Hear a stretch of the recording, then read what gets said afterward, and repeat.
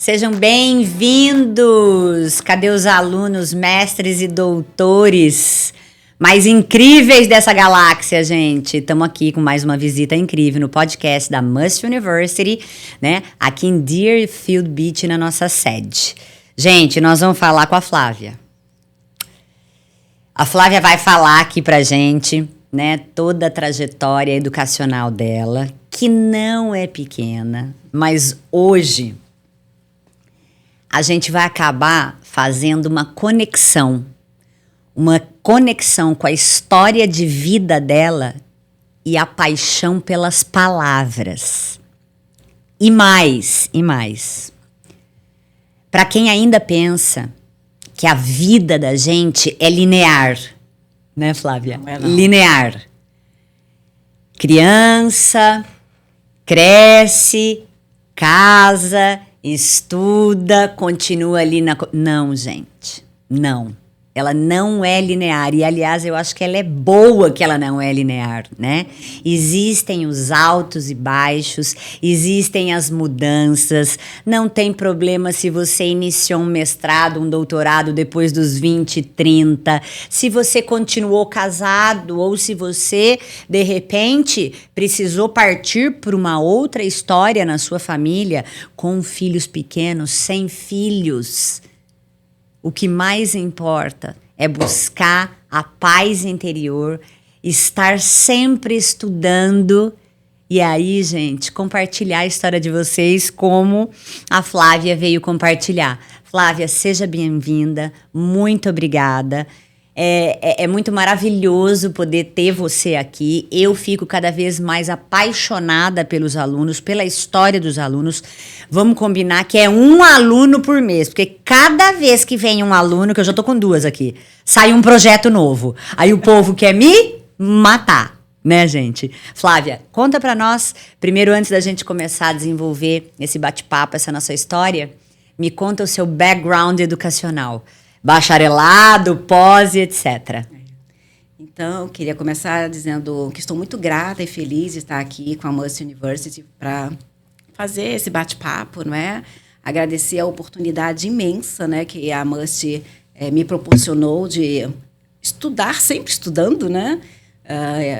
Eu fui agraciada com uma bolsa na Must University num congresso. Eu participei de um sorteio e, surpreendentemente, eu fui contemplada com uma bolsa de estudos integral. Então, tive esse privilégio de estar aqui cursando o mestrado na Must em Tecnologias Emergentes da Educação. E é fantástico o quanto a gente pode continuar aprendendo com outras pessoas preparadas, sempre aumentando o nosso conhecimento, né? E no meu caso, que sou curiosa demais, então, para mim, aprender faz parte da minha vida e é incrível E isso. o mais interessante, fala para mim, Flávia, seu bacharelado.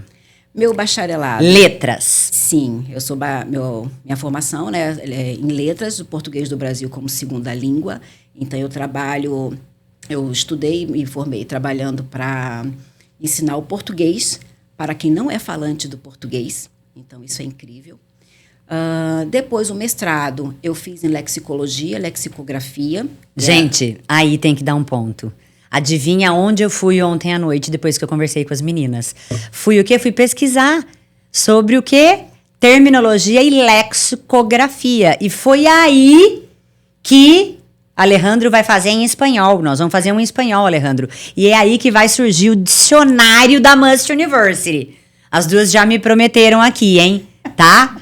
O mestrado continua, querida. Depois eu fiz o doutorado em lexicografia, não é? Então, no doutorado eu comecei a ter mais contato com o processamento de dados para estudo do léxico, não é? Nós trabalhávamos com uma ferramenta chamada Anticonc. E aí, quando começou os dicionários informatizados na minha vida, né? E depois nós tivemos a oportunidade de fazer o pós-doc na Itália, e onde eu fui estudar linguística de corpos, para trabalhar com grandes corporas e processar informações sobre o léxico e significado para pensar nos dicionários informatizados. Incrível, gente. Entendeu aonde a gente quer chegar? Com quando você tem o propósito, né? pós-doutora, fazendo mestrado na Must University, usando tudo o que ela aprendeu ao longo da vida, que é a parte aqui que a gente tem até a gente colocou os dicionários aqui para fazer parte do nosso cenário, né? O analógico, e aí agora com o mestrado transformando, né, essa sabedoria que a Flávia tem usando o digital, né? Pós-doutorado na Itália, que coisa linda. Mas vamos contar para o pessoal um pouco como essa paixão pelas palavras começou, né? As mudanças que você teve de vida, né? E é legal até, gente, quando ela vai contar a história que ela se mudou para Brasília. Quando ela foi para Brasília, né? Porque tem uma história bem interessante aí. Então, eu sou do Rio de Janeiro, e aí o amor, né, casamento, me levou para Brasília há 31 anos atrás. Então, ontem mesmo eu estava fazendo as contas, eu tenho mais vivência de brasiliense do que de carioca. E quando eu cheguei em Brasília, a estrutura de Brasília ela é muito diferente das outras cidades do mundo, né? E eu, quando eu precisava resolver alguma coisa burocrática no Rio de Janeiro, a gente sempre se dirigia ao centro da cidade. E aí, quando eu cheguei em Brasília, eu precisava resolver algumas partes burocráticas e eu precisava ir ao centro da cidade. Entretanto, quando eu fui conversar com as pessoas, onde fica o centro? E as pessoas falavam, que centro? Brasília não tem centro. Eu, como assim? Toda a cidade tem centro. Não, não tem. E foi aí que aquilo que eu entendia por centro, em Brasília se chama plano piloto. Então, essa aprendizagem, essa mudança faz com que você reflita sobre o que dizer, para quem dizer, quando dizer, no momento certo. E aí, conhecer também uma outra cultura, porque apesar de estar tudo no Brasil, o Rio de Janeiro e Brasília são coisas totalmente diferentes. Aliás, são vários idiomas, né? Várias culturas dentro de um grande país. Quando eu começo a observar e tento refletir aonde foi que a gente errou, né? O Brasil tinha que ser dividido em 4. Pelo menos, gente. Mas dividir só para estruturar e para organizar, porque a gente vai ser sempre todo mundo junto. Mas deveria, porque o país é muito grande, muito né? Rico. Então, são vários Brasis dentro de um Brasil, exatamente, né? Com a sua cultura e com o seu idioma. E a Flávia, ela com toda essa sensibilidade, né? Com toda essa investigação e pesquisa, compreendeu ali que a carioca, lá em Brasília, precisava se comunicar de uma forma correta, senão não ia conseguir sobreviver ali. Sobre adaptação. E aí, o convívio, né? Então, as minhas dúvidas, eu tinha que tomar conhecimento com pessoas que passaram por aquilo que eu passei. Então, uma das perguntas que eu fazia é, oi, tudo bem? Você é de Brasília? Se a pessoa dissesse que ela era de Brasília, eu parava a conversa por ali, porque ela não vivenciou aquilo que eu vivenciei, não é? E aí, quando eu precisava de alguma outra informação, eu procurava não brasilienses para poder me explicar aquilo.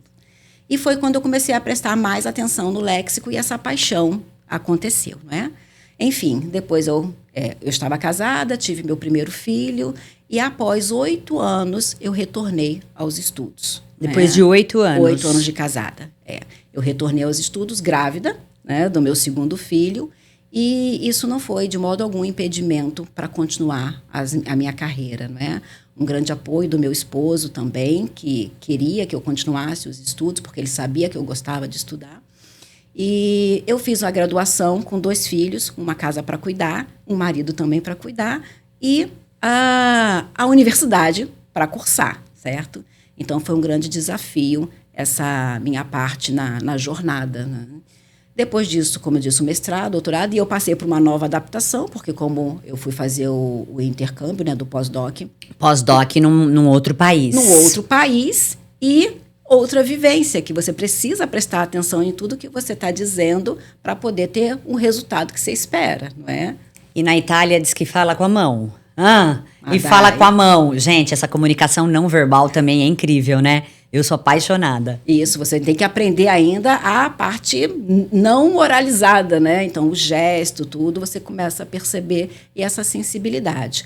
Além disso, eu trabalhei com algumas embaixadas ensinando a língua portuguesa para os diplomatas que estavam ali.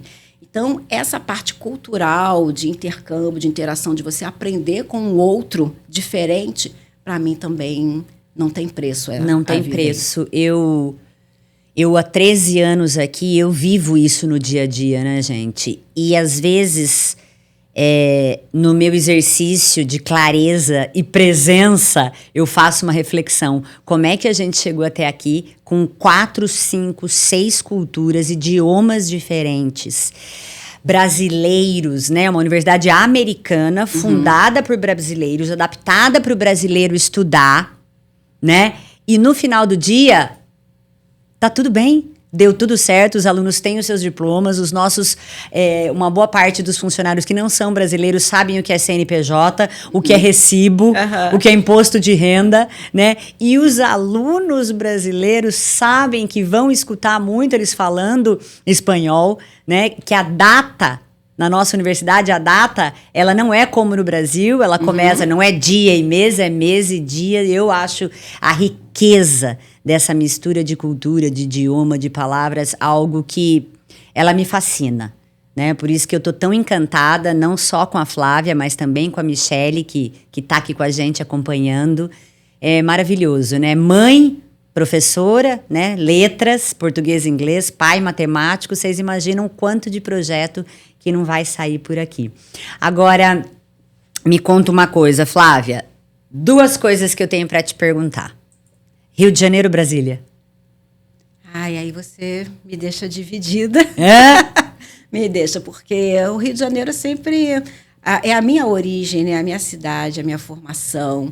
Mas digamos que Brasília conquistou meu coração. É brincadeira, né? Eu costumo dizer que eu pertenço às 2 cidades mais bonitas do Brasil. Ai, Jesus, e cadê os mineiros? E cadê os mineiros? Os alunos fazem isso comigo, viu? Mato Grosso. Eu perguntei porque eu tive no Rio agora, recebendo algumas homenagens do meu pai. É realmente um estado maravilhoso. E Brasília, que era a segunda casa do Carbonari, né, ali o Ministério da Educação, que passou anos ali, também é muito especial para mim. E o segundo, vamos ver agora, vou pegar você, dicionário em papel ou dicionário digital? Eu queria que você falasse um pouquinho da sua preferência e contasse um pouco, Flávia, para mim, como é que você... que é a tua área, como é que você está enxergando não só a usabilidade dos dicionários, entendeu? Como é que está esse movimento da inteligência artificial para aquilo que você vem estudando e vem trabalhando? Muito bem. Bom, eu amo tecnologia, não é? Então, desde a grande descoberta da máquina de lavar roupa, não é? Que tirou a mãe, a dona de casa, ou a pessoa de casa mesmo, e dando mais tempo para ela não ficar ali no tanque. Máquina de lavar louça, tudo. Então, eu amo tecnologia, né? No caso dos nossos dicionários, eu gosto do dicionário de papel, ele tem a sua função, eu não acredito que ele vá perder utilidade de modo algum, principalmente quando a gente pensa no público-alvo. Nós estamos trabalhando com dicionários para crianças. Nessa série de sentimentos e emoção, nós estamos para lançar um novo dicionário, que é o Emocionário, voltado para crianças autistas. Então, é um público-alvo bem específico em que a gente percebe que a interação, o papel, o manuseio tem a sua função. Perfeito. Mas o dicionário de papel, ele tem as suas limitações pelo estado físico dele.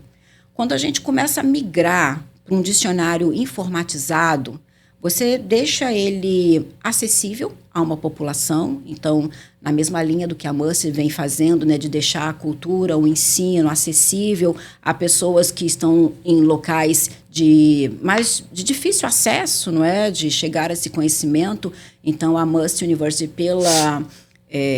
pela modalidade online, está dando a oportunidade de pessoas que talvez não teriam condições de ter um estudo de qualidade por conta da distância. Então, aplicando isso aos dicionários informatizados, nós também podemos deixar esse dicionário, esse material mais acessível. E aí, um exemplo que nós temos é o dicionário da Covid, que foi feito em 2020. E se não fosse a tecnologia, nós não conseguiríamos fazer um dicionário como o da Covid em 4 meses. Né? Então, foram trabalhos difíceis, trabalhamos de dia e de noite, e o dicionário da Covid, ele tem uma interação que é permitida por conta da tecnologia. A época do auge da pandemia mesmo, ele chegou a ser acessado por mais de 25 países. Né? Então, a informação alcançou, porque a ideia do dicionário, do glossário da Covid, era levar a informação para prevenção, tratamento, para combater ali a pandemia. Então, ele é trilíngue, né? Ele é português, inglês e italiano. Contamos com a parceria da Universidade de Pisa, que nos ajudou, a do Instituto Tecnológico, que trabalhou com os alunos de graduação em TI, do Instituto Federal de Brasília, e a equipe também de Brasília, com a professora Michele, professora Nilde Faustich, professora Cleide, nesse projeto. O que a tecnologia nos permite, como a professora Michele mostrou no Sentimentário, é você colocar coisas que no papel, no físico, não dava. Por exemplo, gamificar um glossário, colocar áudio, vídeo.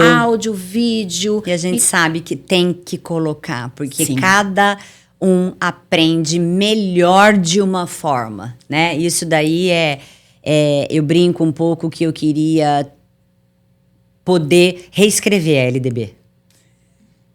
Olha, Julie, que louca, mas um dia eu queria, gente, porque tem que começar lá para trás, né, a cuidar das nossas crianças, usar da tecnologia para que tenha vídeo, áudio, imagem, papel, digital, porque é o conjunto de tudo isso junto que vai fazer o aprendizado ser real, né? E você falou muito bem, os dicionários em papel a gente não colocava vídeo, né? Porque a aprendizagem ela vem por todos os sentidos. Então, o olfato, né, a gente ainda não consegue colocar, vamos supor, vou definir canela, colocar para sentir o cheiro da canela. Isso aí ainda não conseguimos. E já, hein? Né? Mas mostrar como uma ação ocorre, pensando nos verbos, colocar o áudio para você ouvir o sotaque. Então, todas essas informações tecnológicas colaboram para a aprendizagem de língua, pensando nos sentimentos. O visual pelas ilustrações, o auditivo pela pronúncia da palavra, que pode ser ouvida quando você clica no ícone. O vídeo também para construir o contexto, né? Nós trabalhamos muito com a aquisição contextualizada, situacional. Então, isso é permitido. Você tem ali o texto, a palavra escrita, não é? Que é possível de você ler. Então, olha quantos inputs você tem numa única ferramenta. Maravilhoso. Né? Então, a tecnologia tem ajudado muito.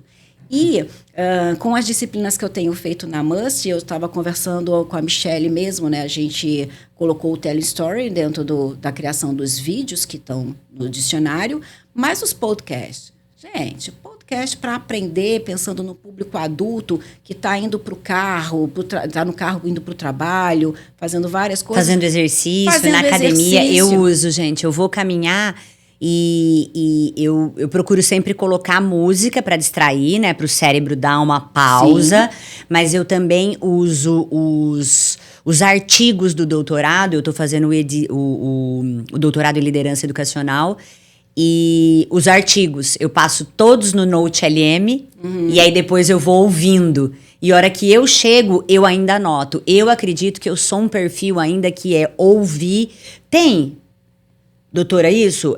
O perfil misturado? Sim. Eu acho que eu sou, gente, porque eu sou de ouvir, de ver, porque eu gosto muito de YouTube, e aí eu escrevo, né? São os processos, né? Você está no input pelo visual e pelo auditivo, e quando você está anotando, você só está organizando aquilo que você já ouviu, te chamou a atenção. Então, é mais um modo de aprendizado. Que delícia, né, gente? Que bate-papo maravilhoso. Mas você não me respondeu qual você prefere. O dicionário em papel ou o dicionário informatizado? Aprendi mais um jeitinho correto de falar, né, gente?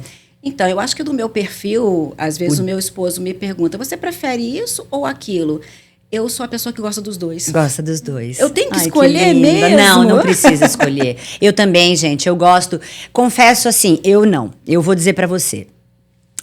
Eu tenho certa dificuldade ainda no digital. Pra baixar e-book, pra ler. Eu gosto pra ler, pra estudar. Né? Nós estamos na disciplina de gestão de cuidados, gestão de conflitos, e tem um livro incrível, né, que fala sobre o método de Harvard de gestão de conflitos. É um e-book de ali umas 80 páginas. Eu imprimi frente e verso.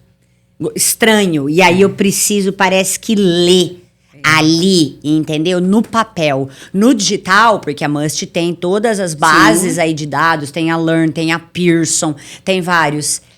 Ela me incomoda um pouco. Estranho, Entendi. né? É o meu jeito, mas Não. cada um tem o seu. E o que importa é chegar no objetivo, né, gente? É aprender ali, né? É aprender, é compreender, aprender e aplicar. É a beleza da diversidade. A gente falando de sentidos, eu acho que são complementares, não são excludentes. Né? Então, você vai ter sempre a oportunidade do material impresso. E aí eu vou dizer uma particularidade minha, o impresso me chama a atenção porque eu sou do tipo da pessoa que cheira livro. Então, você abre o livro, Ai, dá que aquele delícia. sentir o papel. Ai, que a delícia. textura. Todo mundo. O povo doido por livro, por livraria, por escola, por faculdade, né? A minha mãe tem uma borracha dela que é muito antiga, muito bom. O cheiro do álcool do mimeógrafo. Entendi. Porque Sim. meu pai, matemático, né, fazia as provas à mão, Carbonari fazia as provas à mão. Ele tem uma letra maravilhosa e depois passava no mimeógrafo. Ai, que delícia. Pronto, todo mundo sabe que a gente já tá beirando os 50. Isso, Quando a gente fala de cheiro de mimeógrafo, Aí não ferrou. é? Flávia, que alegria, muito bom. Fiquei muito feliz em te conhecer. Eu tenho certeza que eu ganhei mais uma amiga. Sim. Eu gosto das mulheres alunas que vêm aqui, porque eu vou ganhando amigas, gente, por esse mundão. Isso é muito maravilhoso para mim. Me faz a cada dia levantar de manhã cedo, entendeu? E seguir esse meu legado. Vou roubar antes de dar a palavra para você.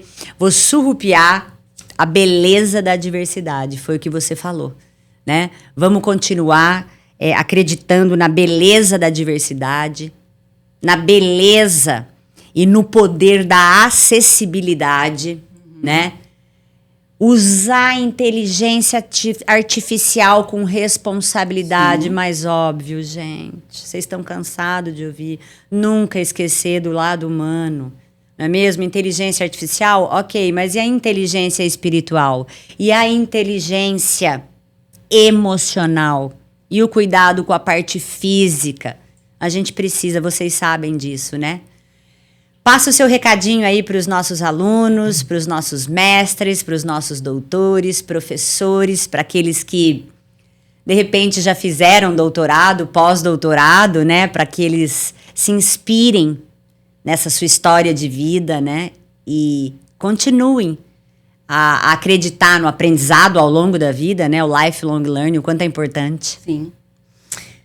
Bom, o que eu deixo para os alunos da Must e para outros que estão em dúvida ainda, olhando o seu contexto de vida, se podem ou querem ou devem fazer, eu acho que se você tem um sonho, se você acredita, abraça a oportunidade que passar pela sua frente, não é? E, como eu disse, eu sou mãe, fiz a minha graduação cuidando dos afazeres domésticos, trabalhando, dando aula e nunca deixou toda oportunidade que aparece para mim eu vejo como um presente, né? Um presente de Deus. E aí o presente a gente não recusa, a gente agarra ele e leva. Vai ter momentos difíceis, momentos que vão ser mais suaves, mas o importante é a gente visualizar o final do percurso. Porque quando você olha a meta lá longe, você sabe que os obstáculos poderão aparecer, mas você vai vencer porque você tem um objetivo. E educação, ensino, ele nunca para. Por mais formação que você tenha, todo dia é dia de aprender. E aprender com paixão e estar satisfeito de não só pegar um diploma, mas aproveitar aquele conhecimento que as disciplinas, que os cursos, que as pessoas estão ali te ensinando. E estejam atentos para aprender e aproveite as oportunidades que elas aparecem às vezes em uma única vez. E se você não abraçar, você perdeu uma oportunidade de crescer como pessoa,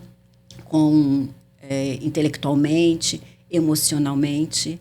Então, era isso que eu queria dizer. Muito bom, gente. Fico muito feliz, muito contente. É isso aí. A gente continua aqui trazendo os nossos alunos, trazendo os nossos convidados para compartilhar um pouco da história de vida, porque é isso que a gente precisa. A gente precisa de inspiração, né? A gente precisa. O ser humano, ele precisa entender que chegou um momento na nossa sociedade que a gente tem que escolher o que enxergar, escolher o que assistir, escolher aonde ir. A gente é resultado do nosso ambiente. E esse ambiente aqui, ele é muito abençoado. Ele é muito rico, porque são todos que acreditam no poder da educação, da aprendizagem ao longo da vida, né? Da beleza da diversidade. Vou ficar com essa frase para mim. Da diferença de cultura. Gente, tem coisa mais rica que isso, né? É óbvio que a gente tem que estar politicamente, economicamente, socialmente preocupado, sim, mas chegou um momento que vamos fazer a nossa parte.